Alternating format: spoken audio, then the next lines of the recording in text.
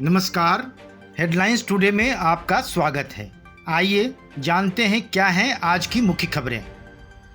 किसान बिल पर उग्र हो सकता है विरोध। संसद के दोनों सदनों में पारित कृषि बिलों के खिलाफ किसानों का विरोध प्रदर्शन और उग्र होने की संभावना है। विभिन्न किसान संगठनों ने आज शुक्रवार को बिल के विरोध में देशव्यापी बंद का आह्वान किया है। हरियाणा और पंजाब में बिल का सर्वाधिक विरोध किया जा रहा है। इसके अलावा अन्य कई राज्यों में भी किसान संगठनों के साथ साथ राजनीतिक दल भी विधेयक के विरोध में सड़कों पर उतरने के लिए तैयार हैं। हरियाणा में किसान यूनियन समेत कई किसान संगठनों ने बिल के विरोध में किसानों की हड़ताल का समर्थन करने का ऐलान किया है। पंजाब के मुख्यमंत्री कैप्टन अमरिंदर सिंह ने भी किसानों को उनकी लड़ाई में समर्थन देने का आश्वासन दिया है। उन्होंने कहा है कि शुक्रवार को प्रदेश में धारा 144 के उल्लंघन की कोई प्राथमिकी दर्ज नहीं की जाएगी। देश में कोरोना मरीजों का आंकड़ा 58 लाख के पार हुआ। भारत में 24 घंटे में संक्रमण के 82,214 मामले सामने आए हैं, जबकि 77,488 लोग ठीक हुए हैं। 6 दिन के बाद संक्रमितों की संख्या रिकवरी मरीजों से बढ़ी है। इसके साथ ही अब तक 58,12,398 मरीज मिल चुके हैं। इनमें 47,49,338 लोग ठीक हो चुके हैं। गुरुवार को 1,097 लोगों की मौत हुई। मरने वालों की संख्या अब 92,270 हो गई है।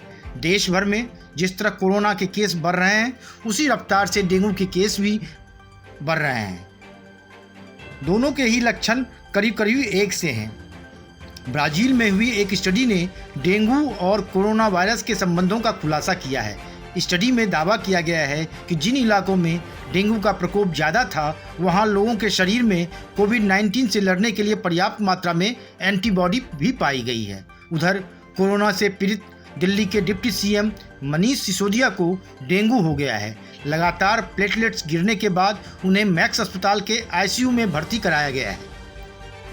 आईपीएल में आज चेन्नई सुपर किंग्स और दिल्ली कैपिटल्स होंगे आमने सामने। आईपीएल के 13वें सीजन का 7वां मैच चेन्नई सुपर किंग्स और दिल्ली कैपिटल्स के बीच आज दुबई में खेला जाएगा। चेन्नई का इस सीजन में तीसरा मैच है, जबकि दिल्ली के लिए यह दूसरा मैच होगा। दिल्ली के खिलाफ चेन्नई का पलड़ा हमेशा भारी रहा है। पिछले 5 मुकाबलों में चेन्नई ने 4 मैच जीते हैं। पिछले सीजन में दोनों के बीच खेले गए 3 मुकाबलों में चेन्नई ने दिल्ली को शिकस्त दी थी। दोनों टीमों के बीच दुबई में यह पहला मैच होगा। गुरुवार को 6वें मैच में किंग्स 11 पंजाब ने रॉयल चैलेंजर्स बेंगलुरु को 97 रन से हरा दिया। पंजाब के लोकेश राहुल ने सबसे ज़्यादा 132 रन की नाबाद पारी खेली। आरसीबी की टीम राहुल के स्कोर के पास भी नहीं पहुंच सकी और 17 ओवर में 109 रन पर ऑल आउट हो गई। ड्रग्स मामले में रकुल प्रीत सिंह से एनसीबी आज करेगी पूछताछ। ड्रग्स कनेक्शन के मामले में अभिनेत्री रकुल प्रीत सिंह से एनसीबी आज पूछताछ करेगी, जबकि दीपिका पादुकोण से कल शनिवार को इस मामले में पूछताछ की जाएगी। बता दें कि बॉलीवुड के ड्रग्स कनेक्शन में दीपिका पादुकोण का नाम सामने आने के बाद से वे लगातार चर्चा में हैं। इसका सीधा असर उनके करियर पर पड़ता नजर आ रहा है। उन पर इंडस्ट्री के करीब 600 करोड़ रुपए का दांव लगा हुआ है। इनमें उनकी 2 फिल्में और 33 ब्रांड एंडोर्समेंट शामिल हैं। कंगना रनौत के मामले में बॉम्बे हाई कोर्ट में आज भी होगी सुनवाई। बॉम्बे हाई कोर्ट ने गुरुवार को बीएमसी के खिलाफ लगाई गई कंगना रनौत की अर्जी पर सुनवाई की और यह सुनवाई आज शुक्रवार को भी जारी रही। एक्ट्रेस ने यह याचिका ऑफिस मणिकर्णिका फिल्म्स में तोड़फोड़ के खिलाफ लगाई थी। कोर्ट ने सुनवाई के दौरान कहा कि तोड़ी गई प्रॉपर्टी को यूं ही नहीं छोड़ा जा सकता है। इस पर आज भी सुनवाई होगी। सुनवाई के दौरान बेंच ने बीएमसी पर तंज कसा कि आप तो बहुत तेज हैं, फिर आपको और समय क्यों चाहिए।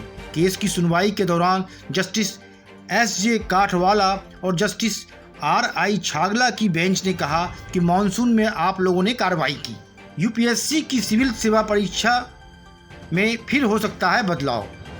संघ लोक सेवा आयोग की सिविल सेवा प्रारंभिक परीक्षा 2020 की तारीख में फिर से फेरबदल हो सकता है।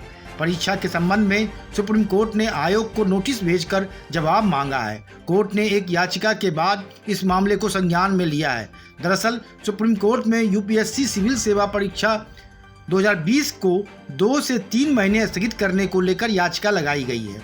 यूपीएससी के 20 आवेदकों ने वकील अलख आलोक श्रीवास्तव के जरिए याचिका लगाई है। याचिका में कोरोना वायरस महामारी और देश के विभिन्न भागों में बाढ़ का हवाला दिया गया है। आप इसी तरह से हेडलाइंस के लिए हमारे साथ जुड़े रहें। धन्यवाद। Bureau report, one day matters.